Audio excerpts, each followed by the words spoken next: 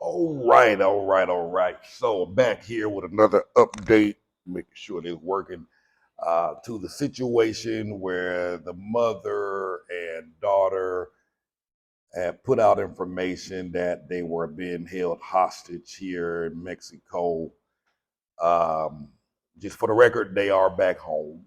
They are back. Well, they're back in the United States. They got back a couple of days ago. I've since then have removed the GoFundMe links and all the donation links off of the channel. I'm removing the old video. Part of the agreement that they had was once they came up with the settlement and were back home, they will take off any stuff that they posted on social media. So I'm gonna be removing that video. For the record, I have someone that has been out trying to get a hold of the landlord so that we could get their side of the story, or so that they can clarify some of the stuff out there, because there's a lot of information out there. Um, People saying all types of stuff, and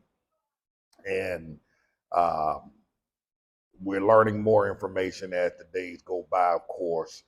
And again, if the landlord like to clarify some things or clear some stuff up to clear their name, you feel free to reach out to me.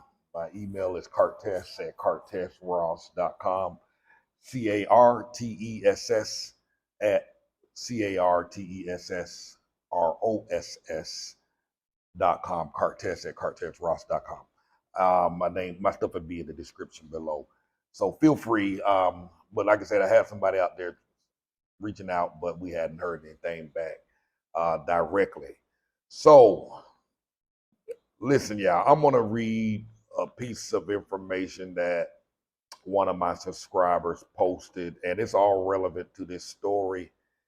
Before we go further, at Bearing My Soul, as in Soul Korea, SEOUL, Bearing My Soul. This is from YouTube.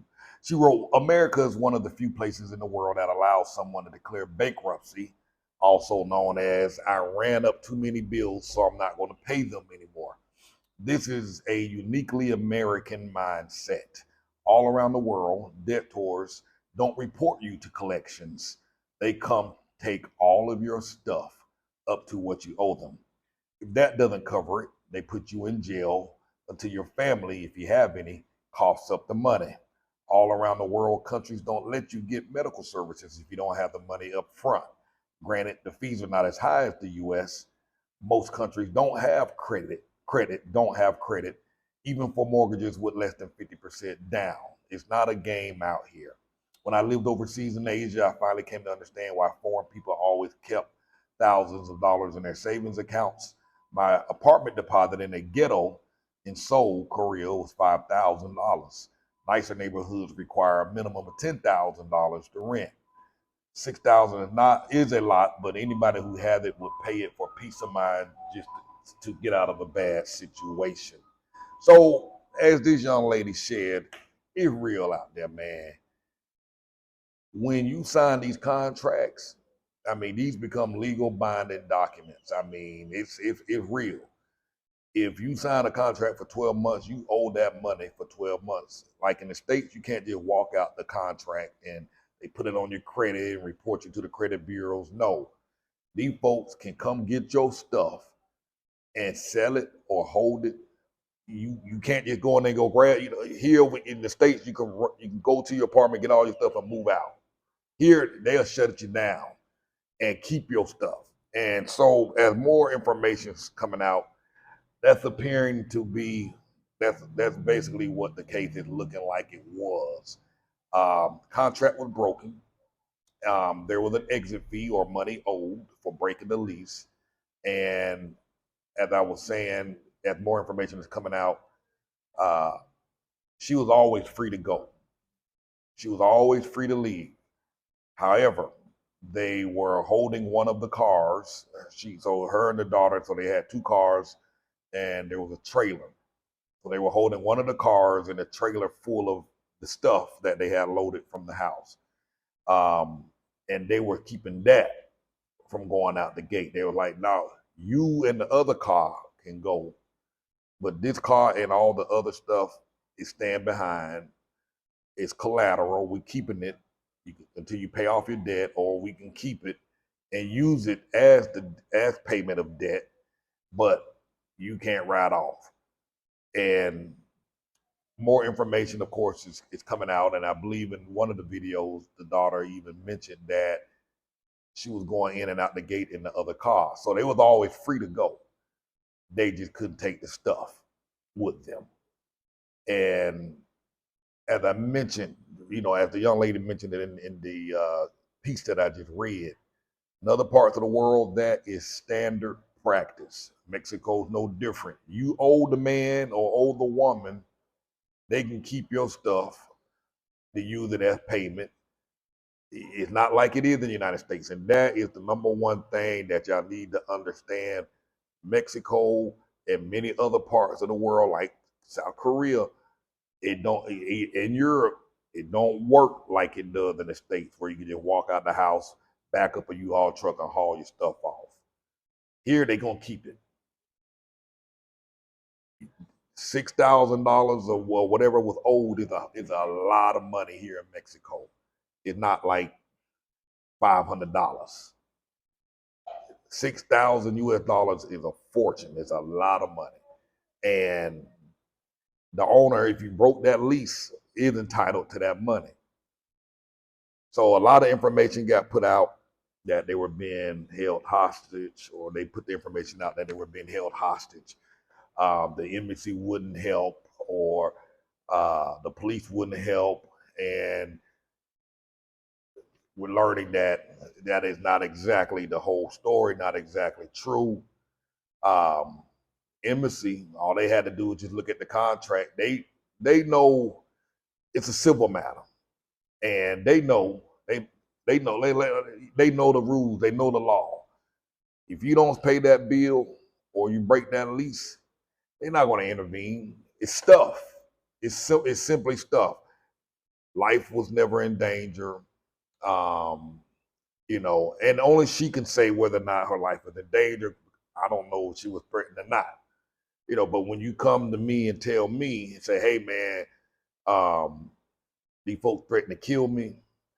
Um, they had people chasing me down and following me down in the streets to get this money. Listen, I'm human. I'm gonna take you at your word. And so,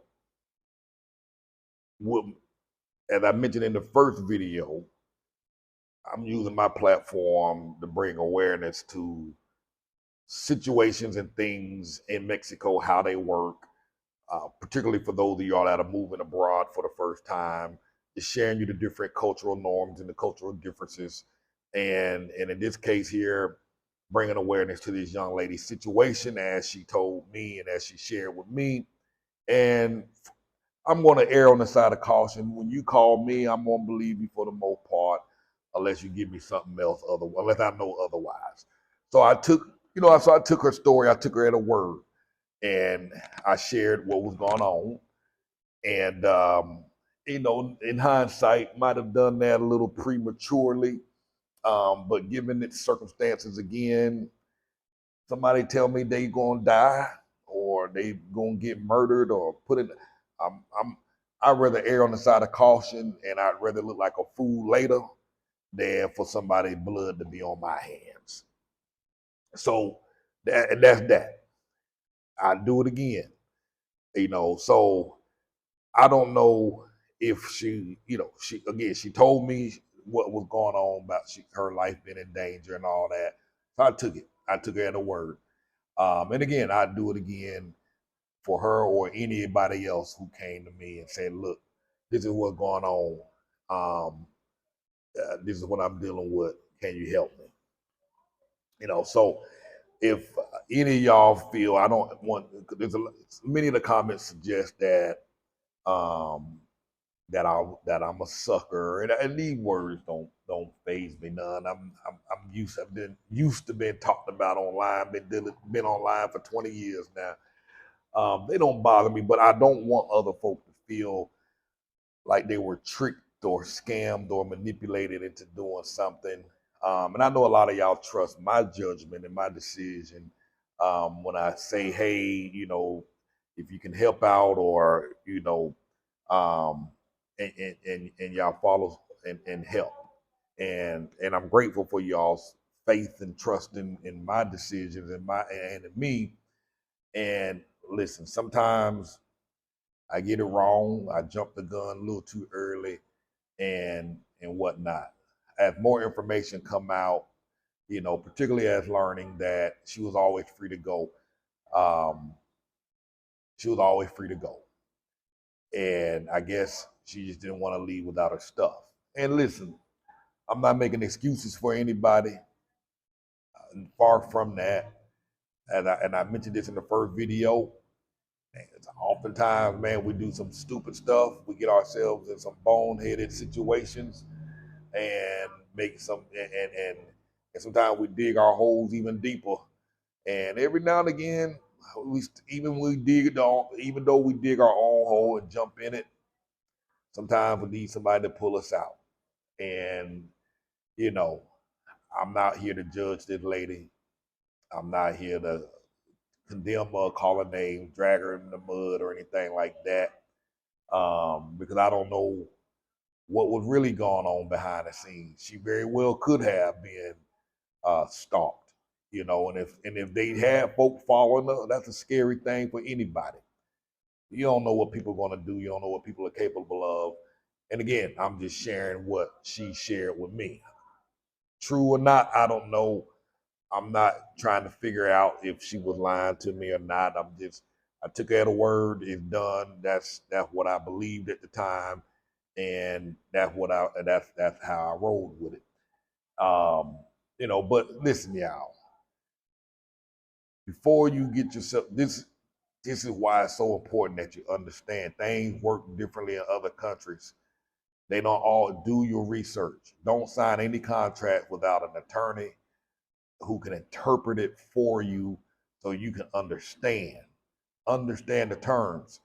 If this is your first time living in another country or even coming to Mexico or any other place, stay spend 2 or 3 months in an Airbnb just to make sure this is what you really want to do before you go sign on a 1 year contract, because you ain't gonna be able to walk right out the door. If they know you leaving, you ain't gonna just be able to walk right out the door and go to the airport and hop on a plane and go. No, you want to pay up.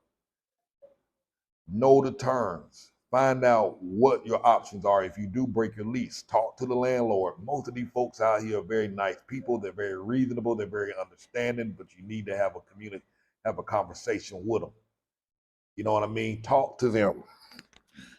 Have a conversation. Explain your situation. Most of these folks here, they understand and they will work with you. But even if they don't work with you, pay your debt. Pay the bill. Pay the bill. Hospitals here the same way. They don't treat you. If you come in there having a heart attack, they don't have no obligation to treat you. And they want their money. That's just the way it is. And it's not just Mexico. Don't get into the idea that it's because it's, a lot of folks want to call Mexico a third world, or it's not because of that. This happened in other first world countries as well. You don't have the money, you don't pay. You don't pay your rent, they keep your stuff. It is what it is. So again, she was never been held hostage. She was able to leave at any time. She just wasn't able to leave with the stuff that she wanted to leave with. She had access to air conditioned uh, other parts of the property where air conditioning was. As she mentioned it in the video, she was charging her phone up in the car, and she was also charging the phone up on one of the other properties within the community. I think one of the fitness centers or gyms. So she had access to electricity to charge her phone, thus air conditioned rooms and stuff like that. A lot of folks were saying, "Hey, why would the landlord turn off the power and the water in the house?" I don't know if the landlord turned that power off or that water off, but if the lease was no longer, if you weren't paying the money, because again, this don't work like it do in the States. If you behind on the rent a few months and you haven't been paying, and why would they allow the electricity to stay on? Why would they continue to incur debt? Why would they continue? Because if you're still in the property and you're not paying, they have to pay that electric bill, they have to pay that water bill, They have to pay all that extra money. And remember, if you break the terms of the lease, it's not on the owner. Owner's not under any obligation to make sure you're comfortable. And again, she was always, as more information is coming out, she was always free to go. If it was uncomfortable or if it was hot, was free to go to a hotel, free to go to a friend's house if she liked to, because they were letting them, they were able to go out in the other car. And as I said, the other video suggested they were able to kind of go out and come and go as they pleased. So just wasn't allowed to take a property with her. So again, if so, live within your means, y'all. Live within your means. Um, I still do kind of stand by my comment about them doggone providers. You know what I mean? Hey, they listen. Same thing designed to keep situations out is the same thing that can keep you in. You know what I mean? It's not so. Again, I that's just me talking. But do your own research. You know what I'm saying? So, um, as I said earlier, the owner or the landlord, if y'all like to put out a statement or like for me to clarify some things, I'm more than happy. Just reach out to me. And, you know, if anything, this video has opened up has opened up dialogue for more conversation on things to do and things not to do. Do your homework, do your research, bring enough money to get yourself out of situations that you can find yourself in, because situations come up. We had several medical emergencies since being here. We were caught off guard a time or two, and making a big jump like this ain't easy. There's some folks here now that are just struggling to make the adjustment, and if they were to leave, they would be breaking their lease. And you know, do the best you can to honor the terms of the lease. Pay your bills, folks. Pay your bills. Thank y'all for watching Cartel said Move Abroad and Thrive.